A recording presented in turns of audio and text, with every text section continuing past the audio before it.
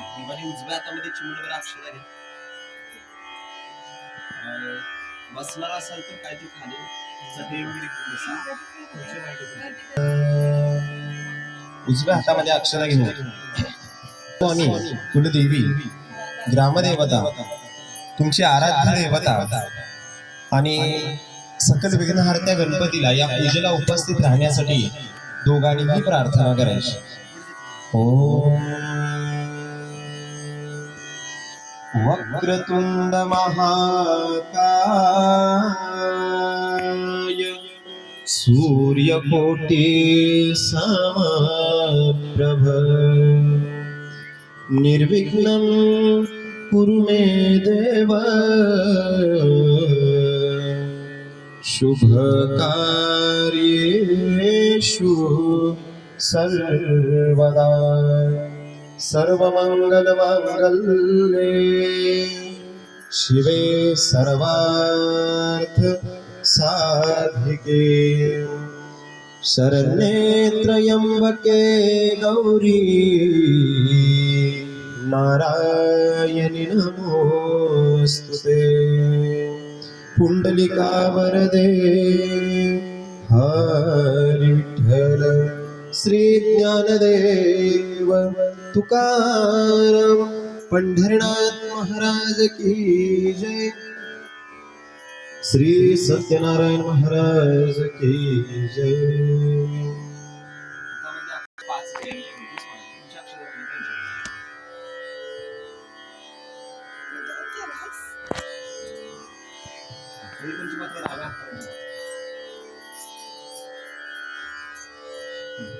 डाव्या हाताने उजव्या हातावर एक कळी पाणी घेऊन 3 पळ्या पाणी आचमन करायचं.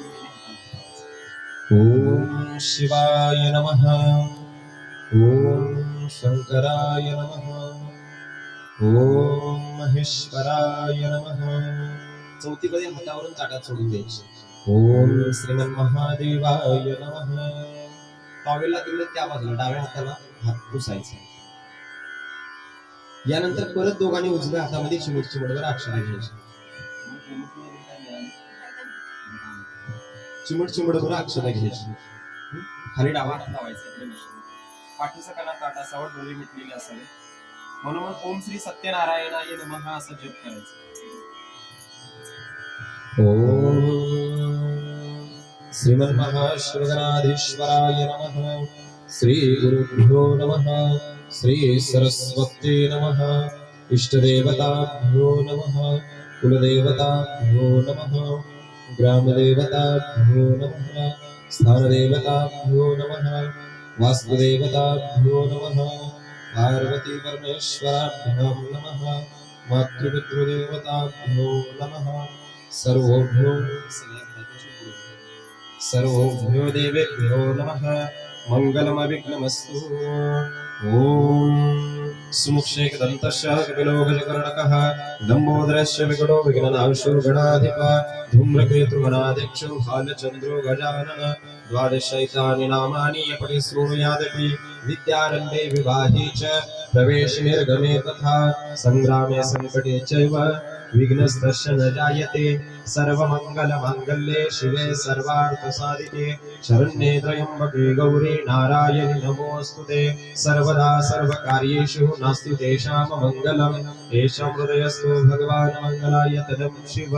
तदेव लग्नं सुदिनं तदेव ताराबलं चन्द्रबलं तदेव विद्याबलं दैवबलं तदेव लक्ष्मीपते देवं स्मरामि. हातामध्ये अक्षरा गणपतीवर थोड्या बाळकृष्णावर थोड्या व्हायच्या. ओम वाहनार्थ्याक्षतां समर्पयामि. दोघांनी उजव्या हातामध्ये एक अर्धी कळी पाणी साठवून धरायचं. खाली सांडायचं नाही. तेवढंच साठवून धरायचं दोघांनी. त्यांच्या पण हातावर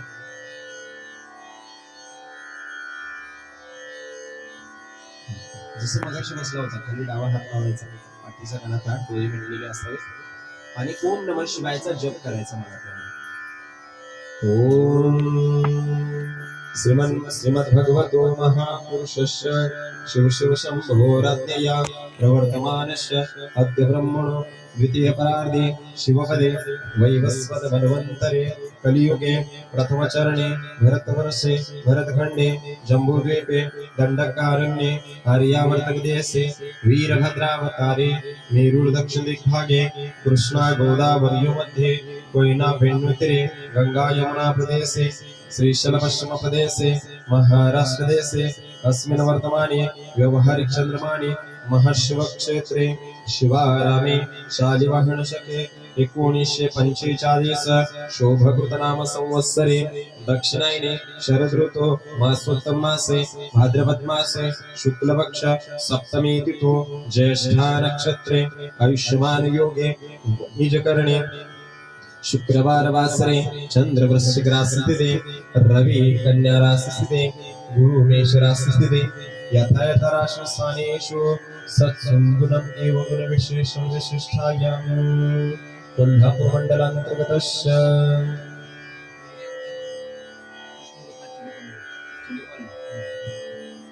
कोल्हापुर मंडलांतर्गतस्य चिले कॉलनी ग्रामवासिनां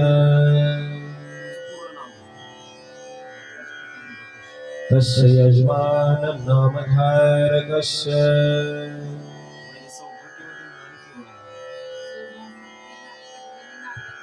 तस्य भार्या सौभाग्यवती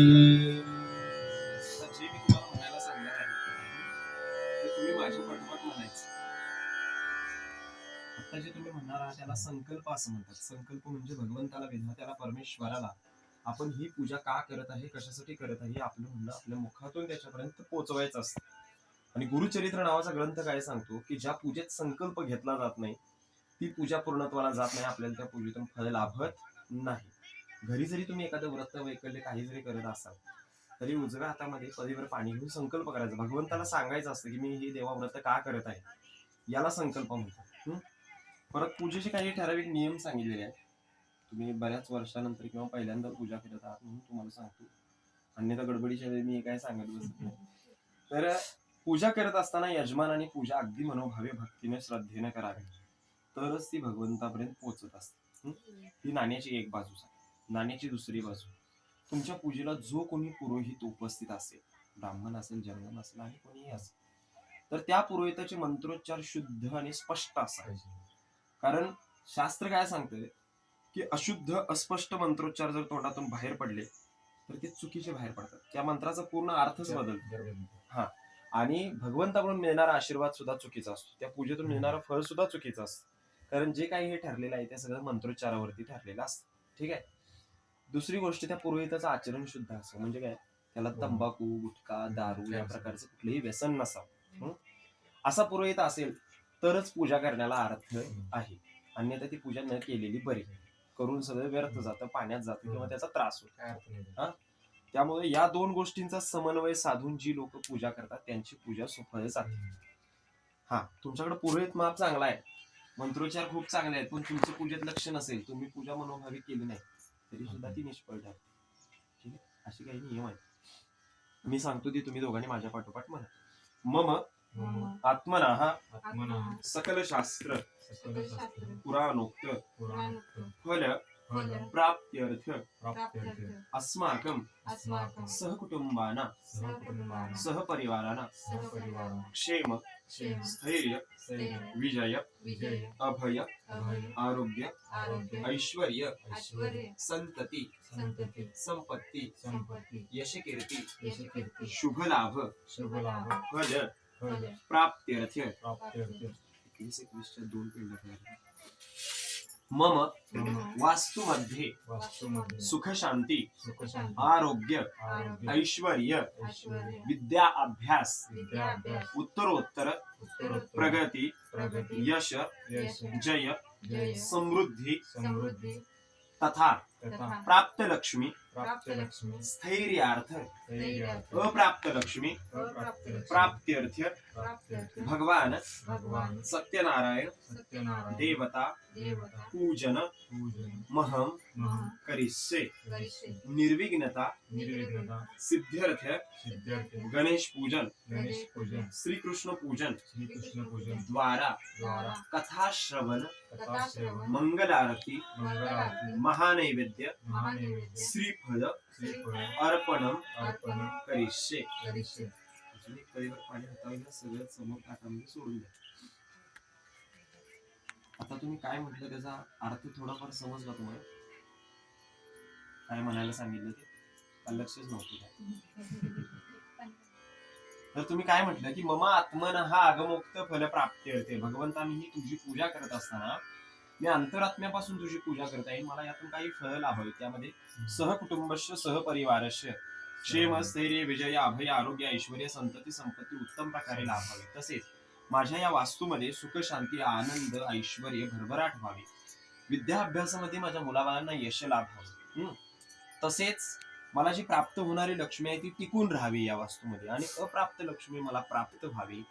या हेतून भगवंता मी आज तुझी सत्यनारायण पूजा करत आहे. आणि ही पूजा करत असताना मी गणेश पूजा करणार आहे, श्रीकृष्ण देवतेची पूजा करणार आहे, कथा श्रवण करणार आहे, आरती करणार आहे, मंगल आरती करणार आहे, महानैवेद्य तुला अर्पण करून श्रीफळ अर्पण करणार आहे. असं तुम्ही तुमचं म्हणणं तुमच्या मुखातून भगवंतापर्यंत पोहोचवलं. समजलं? याला संकल्प असं म्हणतो. ठीक आहे. आता कोणत्याही कार्याची सुरुवात सकल विघ्नहर्त्या गणपतीच्या पूजेपासून होते. ठीक आहे. थोड्या अक्षता व्हायच्या गणपतीच्या मूर्तीवर, पहिल्यांदा गणपतीच्या मूर्ती ताटात घ्यायची, परत अक्षता बाळकृष्णावर व्हायच्या, बाळकृष्ण ताटात घ्यायचं.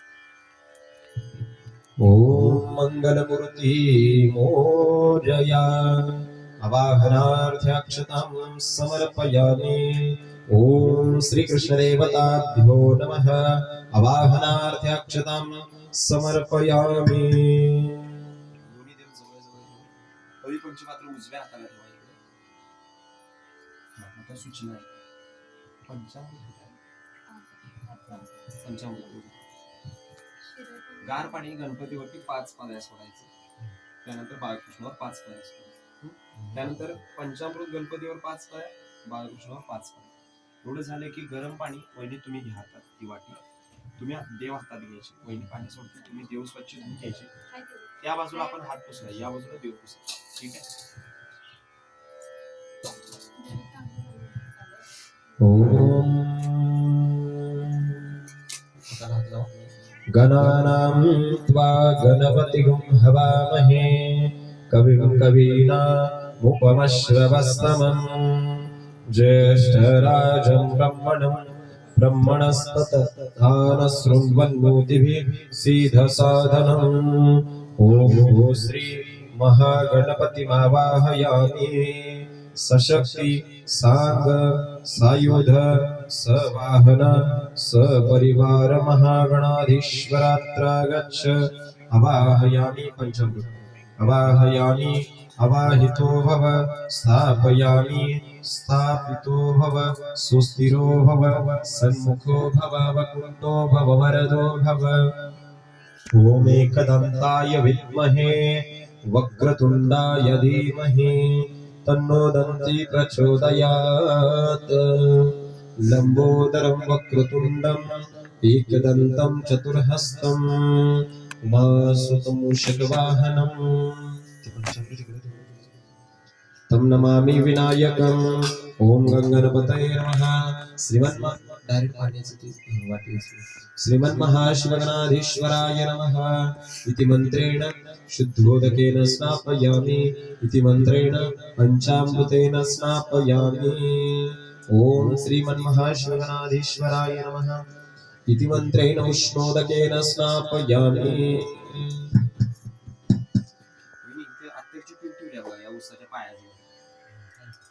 ते जरा असं तुमच्या बोटावर अत्तर घ्यायचं, दोन्ही देवांना अत्तर लावायचं.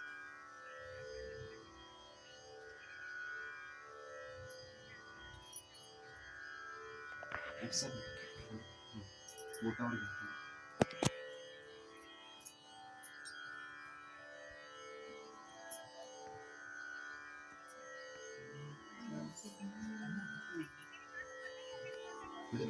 असं आपल्याला वेगळी आपण त्याच्यावर पुढे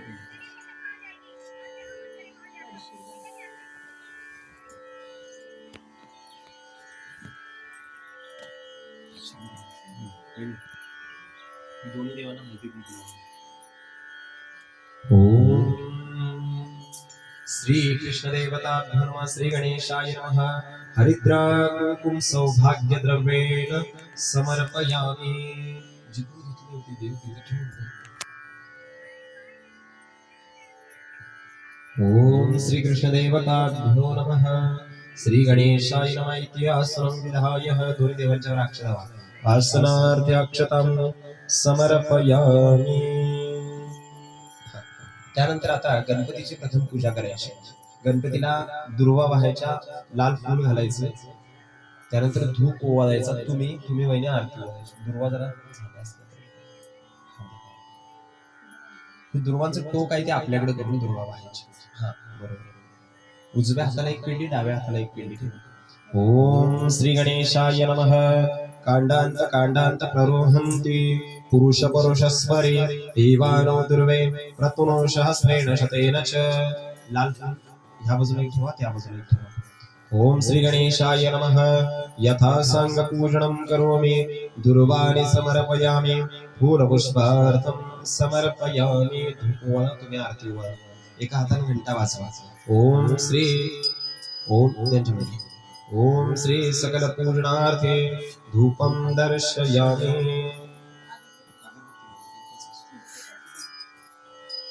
धूपं दर्शयामि दीपेन निरांजयामि. गुळ खोबरं जे चौरंगावर ठेवलेले त्याचा नैवेद्य गणपतीला दाखवायचं, फक्त पाणी फिरवायचं. ओम श्री गणेशाय नमः.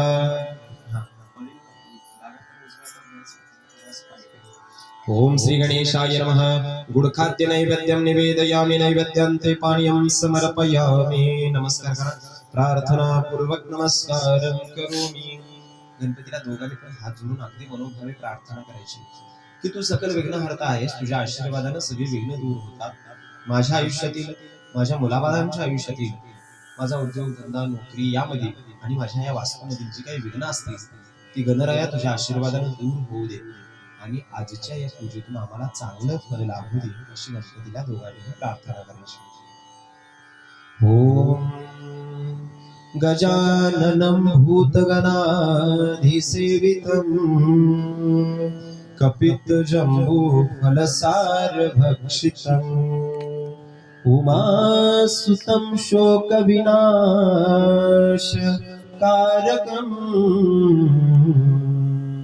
नमामि विघ्नेश्वरपादपङ्कजम्. ॐ एकदन्ताय विद्महे वक्रतुण्डाय धीमहि तन्नो दन्ती प्रचोदयात्. ओम गंगणपते नमः. प्रार्थना पूर्वक नमस्कार करोमि. गणेश पूजा झालेली आहे. आता श्रीकृष्णाची पूजा करायची. श्रीकृष्णाला तुळशी पात्र आणि 2 फुलं ठेवायची. या बाजूला 2 तुळशी, त्या बाजूला 2 तुळशी, 2 फुलं अशा पद्धतीने पूजा करायची. ओम विष्णु जिष्णु महाविष्णु प्रभ विष्णु महेश्वर अनेक रूपं दैत्यांतं तं नमामि पुरुषोत्तमं. श्री कृष्ण देवताभ्यो नमः. फूलपुष्पार्थं समर्पयामि तुळशीपात्रेण समर्पयामि.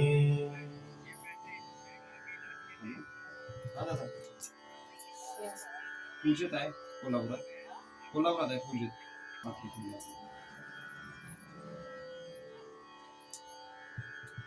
ओम श्री कृष्ण देवताभ्यो नमः. फूलपुष्पार्थं समर्पयामि.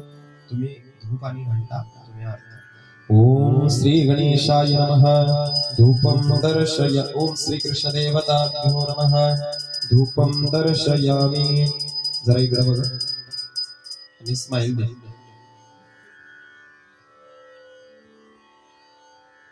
धूपं दर्शयामि दीपेन निरांजयामि. श्रीकृष्णाला साखरेचा नैवेद्य दाखवून घ्यायचा. ओम श्रीकृष्ण देवताभ्यो नमः. शर्कराखंड नैवेद्यम. पहिल्यांदा पाणी घ्यायचं आणि मग तुम्ही वाटी डाव्या हातात ठेवायची. ओम श्री शर्कराखंड नैवेद्यम निवेदयामि नैवेद्यांते पानीयं समर्पयामि. तेव्हा नमस्कार करा. प्रार्थना पूर्वक नमस्कारं करोमि. समोर 5 विडे मांडले, त्या 5 विड्यांच्यावरती 5 फुलं ठेवून द्या. ओम इष्टदेवताभ्यो नमः. कुलदेवताभ्यो नमः. ग्रामदेवताभ्यो नमः. स्थानदेवताभ्यो नमः. वास्तुदेवताभ्यो नमः. नमस्कार करायचा. प्रार्थना पूर्वक नमस्कारं करोमि. भगवान श्रीकृष्णाला प्रार्थना करायची की मी केलेली वेडीवाकडी सेवा गोड मानून घे आणि आजच्या या पूजेतून मला एक चांगलं फळ लाभू दे, अशी श्रीकृष्णाला प्रार्थना करायची.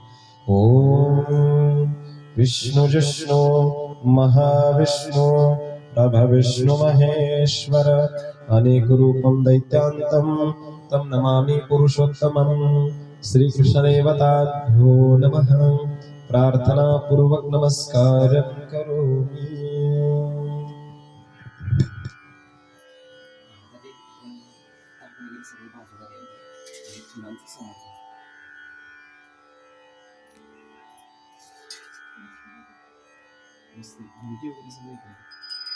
थोडी खाली पळत गेली तरी चालेल.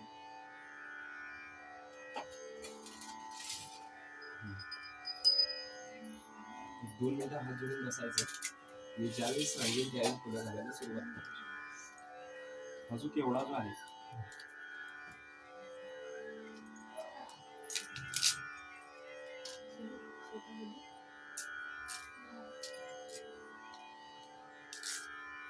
हा केवढा असं लावायचं त्या ताटात असा तांदळा थोडासा हात करायचा. 2 मिनिटं हात जोडून बसा. मी सांगतो त्यावेळी लावायला सुरुवात करा.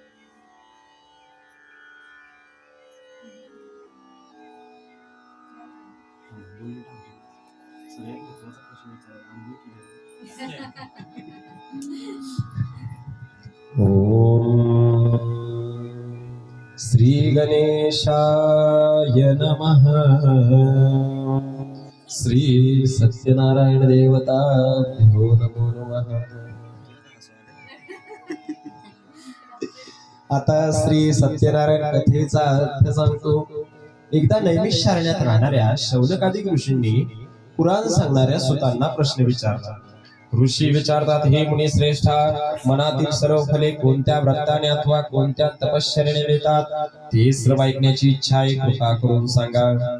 सूत सांगतात, मुनी हो, हाच प्रश्न भगवान महाविष्णूंना नारदांनी ज्यावेळी विचारला होता त्यावेळी विष्णूंनी नारदांना जे सांगितले तेच मी तुम्हाला सांगतो.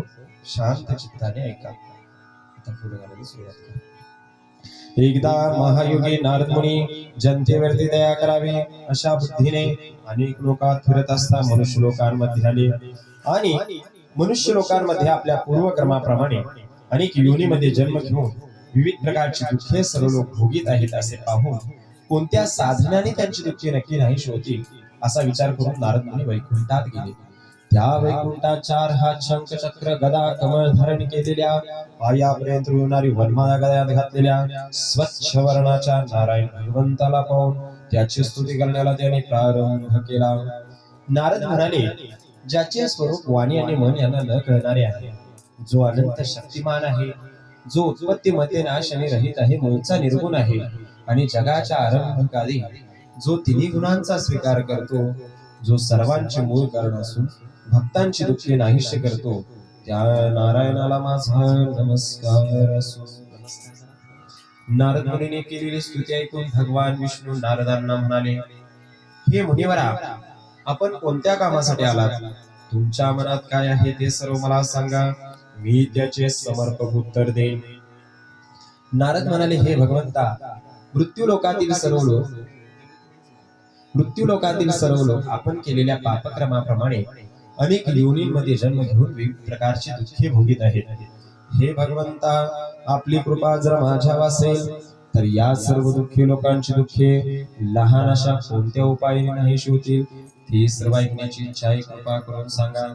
सूत सांगतात, मुनी हो, भगवान म्हणाले, नारदा, लोकांवर कृपा करावी या हेतूने जो तू प्रश्न विचारलास तो फार सुंदर आहे. म्हणून भगवान सत्यनारायणाचे यथासांग पूजन कर. केळी, शुद्ध तूप, साखर, गव्हाचा रवा याचा केलेला प्रसाद भक्तियुक्त अंतकरणाने सत्यनारायण भगवंताला अर्पण करावा. गव्हाचा रवा न मिळेल तर तांदळाचा रवा घ्यावा, साखर न मिळेल तर गुळ घ्यावा. वरील सर्व वस्तू सव्वा याप्रमाणे एकत्र करून त्याचा केलेला प्रसाद सत्यनारायण भगवंताला अर्पण करावा. आपले बांधव इष्टमित्र यासह सत्यनारायणाची कथा भक्तीने श्रवण करावे, प्रसाद भक्षण करावा.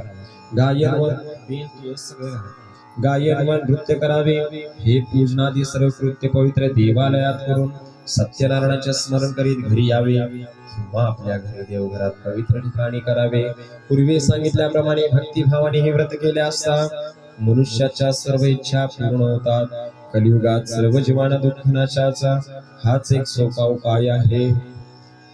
सत्यनारायण कथेतील प्रथम अध्याय पूर्ण झाला. हरे नमः हरे नमः. सूत सांगतात, ऋषी हो, याविषयी आणखी एक कथा सांगतो ती श्रवण करा. पूर्वी या पृथ्वीवर एक दरिद्री ब्राह्मण राहत होता. हा ब्राह्मण भूक तहानेने पीडित होऊन दररोज पृथ्वीवर फिरत असत.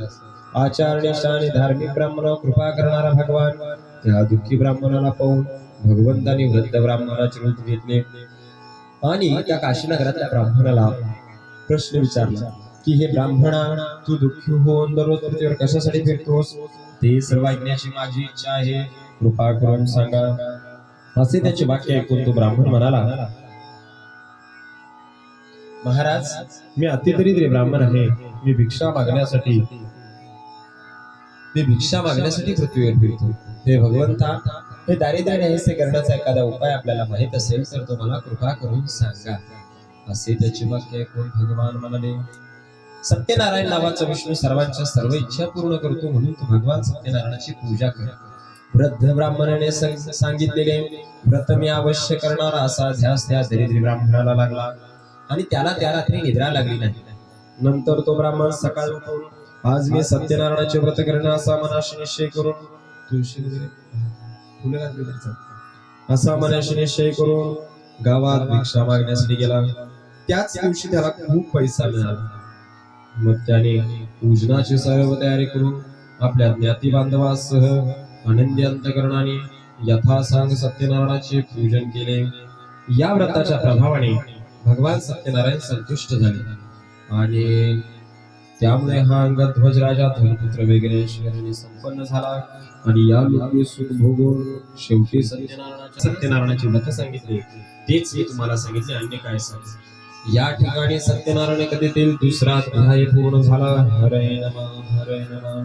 सूत सांगतात, ऋषी हो, याविषयी आणखी कथा सांगतो ती श्रवण करा. पूर्वी या पृथ्वीवर एक उल्कामुख नावाचा राजा राज्य करत होता. हा राजा जितेंद्रिय, सत्यवान, भक्तिमान आणि बुद्धिमान होता. एके दिवशी हा राजा आपल्या पत्नीसह नदीच्या तीरावरती पूजन करीत असता साधवानी त्या ठिकाणी आले. व्रत करणाऱ्या राजाला पाहून अत्यंत विनयाने विचारले की हे राजा, भक्तियुक्त अंतकरणाने हे तू काय करत आहेस ते विस्तारपूर्वक मला सांग. असे त्याचे वाक्य ऐकून राजा म्हणाला, हे साधू, पुत्रधन वगैरे प्राप्त व्हावे म्हणून भगवान सत्यनारायणाची पूजा करत आहे. साधवांना संतती मूलबाळ काहीही नव्हते. ती या व्रतामुळे होईल असे वाटल्याने त्याने ते व्रत आपल्या घरी आल्यानंतर पत्नीला सांगितले आणि नवस केला की ज्यावेळी मला संतती मूलबाळ होईल त्यावेळी मी भगवान सत्यनारायणाची पूजा करेन. अशा प्रकारे साधवाण्याची भार्या पतीची सेवा करत असता सत्यनारायणाच्या कृपा प्रसादाने गर्भवती झाली.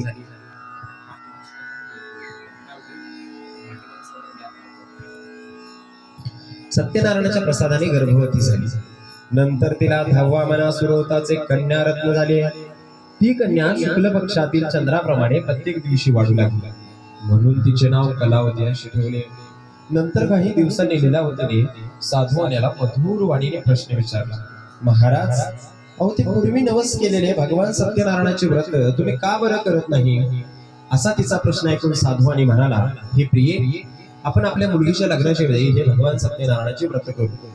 अशा प्रकारे भार्येचे समाधान केले आणि साधवानीची मुलगी कलावती गुणाने वयाने मोठी झाली.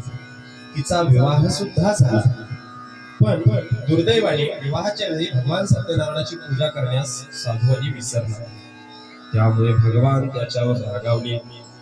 नंतर साधवानीने त्याचा जावई ही दोघेही चंद्रकेतूच्या नगरात व्यापार करीत असता चंद्रकेतूच्या राजवाड्यात चोरी झाली आणि ते चोरलेले द्रव्य घेऊन साधवानी ज्या ठिकाणी राहत आहेत त्या ठिकाणी आले. आपल्या मागून राजदूत पाठलाग करत येत आहेत असे पाहून ते चोर घाबरले आणि चोरलेले द्रव्य साधवानीच्या दाराजवळ टाकून ते चोर पळून गेले. इतक्यात ते राजदूत सज्जन साधवानी जेथे राहत होते तेथे आले. चोरीला गेलेले राजद्रव्य त्यांनी त्या ठिकाणी पाहिले आणि कदाचित सासरा आणि जावाई हे दोघे जण चोर असावे असे समजून त्या दोघांना बांधले आणि आनंदाने धावत धावत राजासमोर आणून उभा केले. राजाने फारसा विचार न करता यांना बंदिशात फेकून द्या अशी आज्ञा केली. लगेच राजदूतांनी त्या दोघांना बेड्या घातल्या आणि किल्ल्यातील कारागृहामध्ये टाकल्या. त्यावेळी आम्ही चोर नाही असे म्हणत होते, परंतु सत्यनारायणाच्या माईमुळे त्यांचे बोलणे कोणीही ऐकले नाही. उलट सातवाण्याचे सर्व द्रव्य राजाने जप्त करून टाकले. तेव्हापासून मानसिक दुःख रोग याने व्याप्त होऊन साधवाण्याची भार्या आणि मुलगी दोघेही भिक्षा मागण्यासाठी फिरू लागले. एक दिवस कलावती भुकेने व्याकुळ झाली अशी एका ठिकाणी गेली. तिथे तिला भगवान सत्यनारायणाची पूजा चाललेली दिसली. तिथेच बसली, प्रसाद भक्षण केला आणि घरी आली. घरी आल्यानंतर रात्री तिने हे व्रत आपल्या आईला सांगितले. मग मात्र लीलावतीला नवस चुकल्याची जाणीव झाली. तिने मनाशी ठरवलं की आपण एके दिवशी भगवान सत्यनारायणाची पूजा करू. मग तिने बांधव आप्तजन यासह एके दिवशी सत्यनारायणाची पूजा केली. या व्रताच्या प्रभावाने भगवान सत्यनारायण संतुष्ट झाले आणि नंतर त्यांनी चंद्रकेतू राजाच्या स्वप्नामध्ये जाऊन सांगितले की हे राजा, तुझे 2 वाणे बंदिशाळेत टाकले आहेस ते सकाळी सोडून दे. तसेच हे राजा, तुझे त्यांचे धन घेतले आहेस ते त्यांना परत दे. असे जर तू न करशील तर मी तुझा धन पुत्र राज्य यासह नाश करीन असे राजाला स्वप्नात सांगितले आणि सत्यनारायण भगवान अदृश्य झाले. राजाने सकाळी दुसऱ्या दिवशी सकाळी सभेमध्ये बसून सगळ्यांना ते स्वप्न सांगितले आणि आपण जे 2 वाणी बंदिशाळेत टाकले आहे त्यांना सोडून द्या अशी दूतांना आज्ञा केली. दूतांनी राजाच्या आज्ञेप्रमाणे साधवाने त्याचा जावाई या दोघांना बंधमुक्त करून सोडून दिले. या ठिकाणी सत्यनारायण कथेतील 3रा अध्याय पूर्ण झाला. हरे नमः हरे नमः. सूत सांगतात, ऋषी हो, साधवानेने आपल्याला वाटेत विघ्न येऊ नयेत म्हणून ब्राह्मणांना द्रव्य दिले, आशीर्वाद घेतला आणि जावयासह स्वतःच्या नगराकडे निघाला. नगरात जाण्यापूर्वी त्याने दूध घरी पाठवला. तो दूध घरी गेला. साधवानीच्या भारीला पाहून त्याने नमस्कार केला आणि हात जोडून अपेक्षित असणारे वाक्य बोलू लागला. साधवानी जावयाला बरोबर घेऊन नगराच्या जवळ आले आहे असे दूताचे वाक्य ऐकून आनंदित झालेली साधवानीची भार्या मुलीला सत्यनारायणाची पूजा करा असे सांगितले आणि आपण लवकर पतिदर्शनाला निघून गेली. आईचे वाक्य ऐकून कलावतीने भगवान सत्यनारायणाची पूजा केली, परंतु प्रसाद भक्षण न करता पतिदर्शनाला उत्सुक झालेली कलावती तशीच निघून गेली. त्यामुळे रागावलेल्या सत्यनारायण प्रभूंनी तिचा पती असलेली नौका द्रव्यासह पाण्यात उडवली. त्यावेळी त्या ठिकाणी आलेल्या कलावतीला तिचा पती दिसला नाही. त्यामुळे अत्यंत शोकाने विव्वळ होऊन तिरडत भूमीवरती पडली. बुडालेली नौका, दुःखी झालेली आपली कन्या हे सर्व पाहून भयभीत अंतकरणाने साधवानी नावाड्यासह हा काय चमत्कार आहे असे म्हणून विचार करू लागला. आपल्या कन्येची ती अवस्था पाहून दुःखी झाला. कदाचित सत्यनारायणानेच नौका नाहीस केली असेल, कारण त्याच्या माईने मी मुक्त झालो आहे. माझे मनोरथ पूर्ण झाले असले सत्यनारायणाचे पूजन करणं असे त्यांनी सर्वांना सांगितले आणि सत्यनारायणाला पुन्हा पुन्हा साष्टांग नमस्कार घातले. तेव्हा दिनाचे रक्षण करणारे सत्यनारायण प्रभू भक्तप्रेमी भगवान आकाशवाणीने म्हणाले, भक्तप्रेमी भगवान आकाशवाणीने म्हणाले, हे साधू, तुझी कन्या प्रसादाचा त्याग करू आपल्या पतीच्या दर्शनाला आलेली आहे. हे साधू, तुझी कन्या तिथे मध्ये बसते सांग. हे साधू, तुझी कन्या घरी जाऊन जरा आदराने प्रसाद भक्षण करून येईल तर तिचा पती तिला प्राप्त होईल यात संशय नाही. कलावतीने आकाशवाणी ऐकली, घरी जाऊन आदराने प्रसाद भक्षण केला आणि पुन्हा मंदिरातून पाहिले तो तिचा पती स्वजनांसह तिच्या दृष्टीस पडला. कलावती आपल्या पित्यास म्हणाली, अहो लवकर घरी चला, उशीर का करता. मुलीचे वाक्य ऐकून साधवानी अतिशय आनंदित झाला. त्याने भगवान सत्यनारायणाची यथासांग पूजा केली. या लोकी सुखी हो शेवटी सत्यनारायणाच्या सत्यलोकात गेला. या ठिकाणी सत्यनारायण कथेतील 4था अध्याय पूर्ण झाला. हरे नमः हरे नमः. सूत सांगतात ऋषी हो याविषयी आणखी एक कथा सांगतो ती श्रवण करा. पूर्वी पृथ्वीवर एक अंगध्वज नावाचा राजा प्रजेचे पालन करण्याविषयी अति तत्पर होता, पण त्याने प्रसादाचा त्याग केला. त्याने प्रसादाचा त्याग केला. त्यामुळे त्याला अति दुःख प्राप्त झाले. की असे तो राजा एका अरण्यातून सिंहवाघ वगैरे प्राण्यांना मारून वडाच्या झाडाजवळ आला. त्या ठिकाणी गवळी लोक आपल्या ज्ञाती बांधवांसह यथासांग पूजा करीत आहेत असे राजाला दिसले.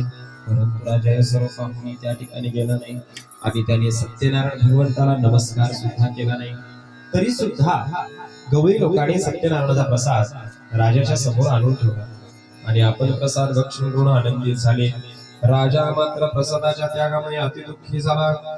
या राजाचे 100 मुलगे धनधान्यातील सर्व संपत्ती नाश पावले.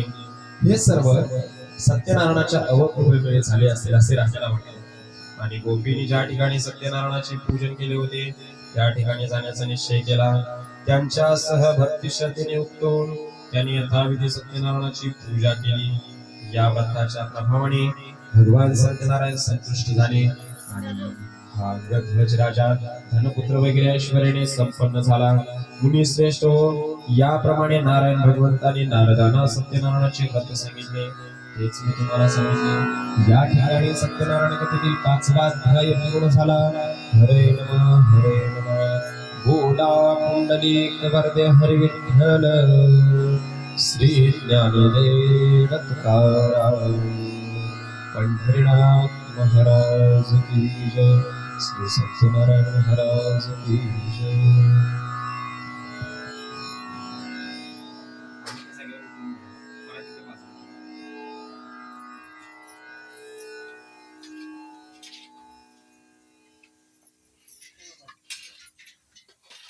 प्रसादाचे पंचामृत आणि नैवेद्य दाखवून घ्या पंचामृत प्रसादाचं. त्यानंतर तुम्ही तुमचं घरातलं सगळं आवरलं की तो घरातला नैवेद्य भरायचा, तो दाखवायचा, त्याच्यासोबत एक नारळ वाढवायचा. तोच नैवेद्य गणपतीला दाखवायचा, तोच नैवेद्य घरच्या देवाला दाखवायचा आणि घरच्या सगळ्यांनी प्रसाद म्हणून खाऊन टाकायचा. ठीक आहे. दिवसभर तसाच ठेवायला नाही, वाढवून नैवेद्य. ओम नैवेद्यम निवेदयामि नैवेद्यं ते पानीयं समर्पयामि प्रार्थना पूर्वक नमस्कारम करोमि. उभं राहा आहे त्या जागेवरती आणि पाठ बाजूला उभं करून ठेवा. आरतीला उभं राहा.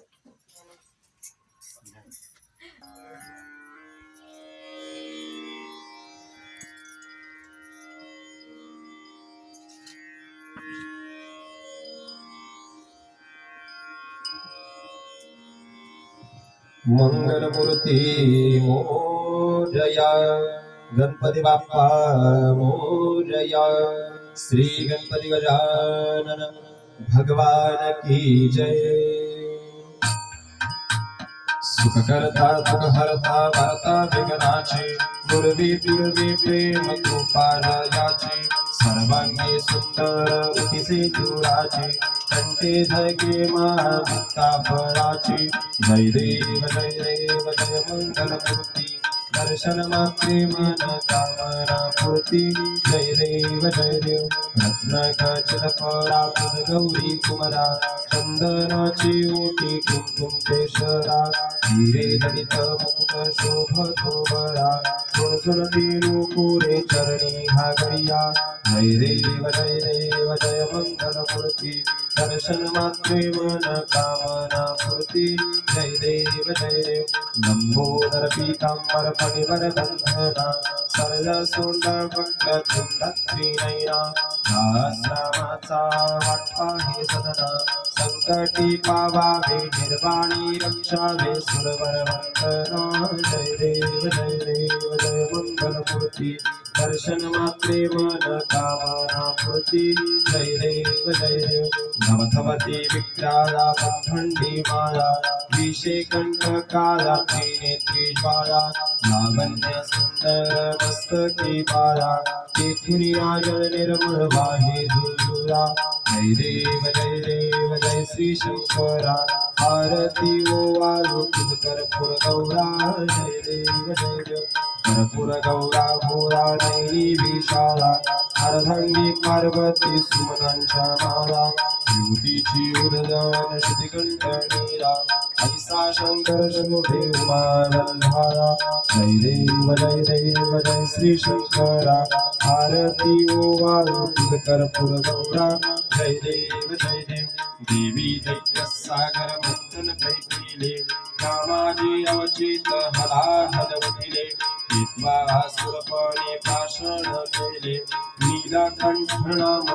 प्रसिद्ध झाले जय देव जय श्री शंकरा आरती ओवाळू तुझ कर्पूर गौरा जय देव व्याघ्रंबर फणिवरधर सुंदर मननारी पंचानन मनमोहन मुनिजन सुखकारी षट्कोटीचे बीज वाचे उच्चारी रघुकुलटी रामदास अंतरे जय देव जय श्री शंकरा आरती ओवाळू तुझ कर्पूर गौरा जय देव भटभारी तुझ विन संसारी अनाथनाथे अंबे करुणा विस्तारी वारी वारी जन्म मरणांते वारी वारी पडलो आता संकट निवारी जय देवी महिषासुर मर्दिनी सुरवर ईश्वर वरदे तारक संजीवनी जय देवी त्रिभुवन भुवनी पाहता तुझा नाही चारी श्रमले परंतु न बोलवे काही काही विवाद करिता पडलो प्रवाही ते तू भक्ता लागी कवसिलवलाही जय देवी महिषासुरमर्दिनी सुरवर ईश्वर वरदे तारक संजीवनी जय देवी प्रसन्न वदने प्रसन्न होसी निजदासा देशापासून सोडी थोडी भवपाशा अंबे तुझ वाचू पूर्ण पूर्व्याशा नरहर तल्लीन झाला पदपंकजलेशा जय देवी महिषासुरमर्दिनी सुरवर ईश्वर वरदे तारक संजीवनी जय देवी त्रिभुवन भुवनी पाहता तुझ ऐसे नाही सारी श्रमले परंतु न बोलवे काही साही विवाद करिता पडलो प्रवाही ते तू भक्ता लागी पावसिलवलाही जय देवी महिषासुरमर्दिनी सुरवर ईश्वर वरदे तारक संजीवनी जय देवी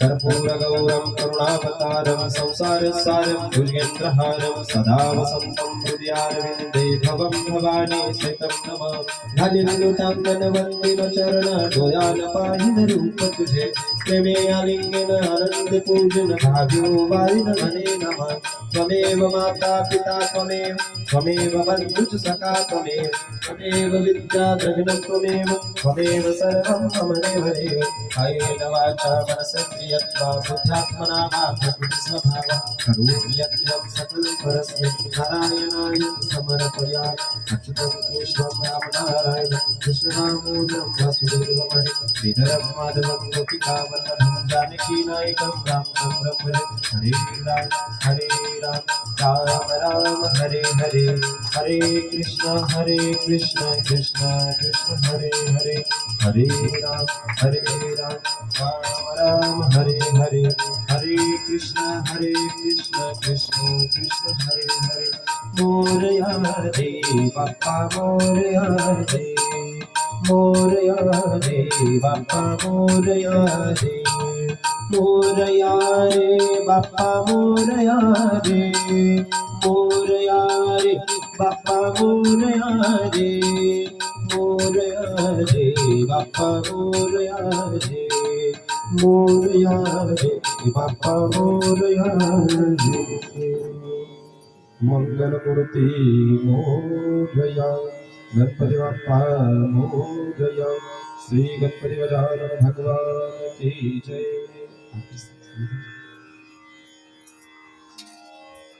प्रत्येकाच्या हातात एक सुंदर दोन फुले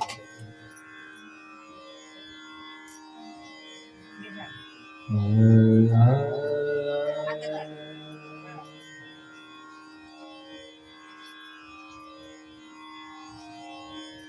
जोडून करायचे हातात फुल घ्यायचं हात जोडायचे ओम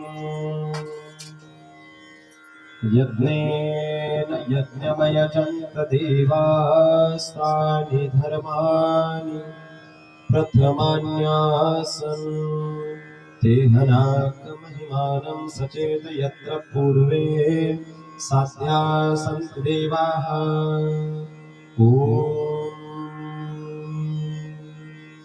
श्री सत्यनारायण देवताभ्यो नमः। हे देवा शंभू महादेवा कुलस्वामी कुलदेवी ग्रामदेवता आराध्य देवता भगवान सत्यनारायण तुझ्या चरणासमोर उभे असलेले गजाधर कुटुंबी यांनी आज अत्यंत मंगलमय वातावरणामध्ये भक्तिभावाने सकाळच्या प्रसन्न वेळेमध्ये त्यांच्या या वास्तूमध्ये भगवान सत्यनारायणाची पूजा केलेली आहे। भगवंता ही पूजा करत असताना या भक्तांच्या हातून एखादी गोष्ट राहून गेली असेल एखादी चूक झाली असेल देणे घेणे सोहळे ओळे तंत्र मंत्र मुखातून येणारे शब्द यामध्ये एखादी चूक झाली असेल तुझ्या नैवेद्यामध्ये कोणती कसर जाणवलेली असेल तर भगवंता सर्वप्रथम आम्हा सर्वांना क्षमा कर। केलेली सेवा गोड मानून घे तुझ्या या भक्तांना उपकृत्य कर त्यांच्या मनातील इच्छा आकांक्षा संकल्प सिद्धीला ने या राहत्या वास्तूमध्ये काही वास्तुदोष असतील पिडा करणी बाधा वाईट नजर अदृश्य शक्ती आत्मा या सर्वांचे निराकरण करून या सर्व भक्तांचं आयुष्यमान वाढ ज्या ज्या ठिकाणी जातील त्या त्या ठिकाणी त्यांना सर्वतोपरी यशाचा मार्ग लाभू दे।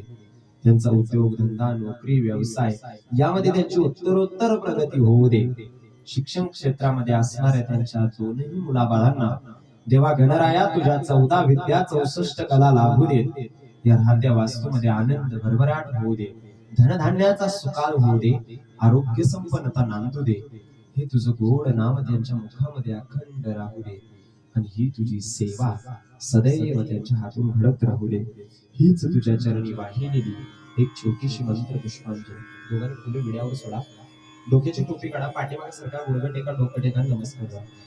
पुंडलिका वरदे हरी विठ्ठल श्री ज्ञानदेव तुकाराम पंढरीनाथ महाराज की जय श्री सत्यनारायण महाराज की जय। श्री सत्यनारायण पूजा प्रीत्यर्थे सुवर्ण दिव्य मंत्र पुष्पांजलि समर्पयामि शिरसाष्टांग नमस्कारं करोमि। ओम शांति शांति शांति।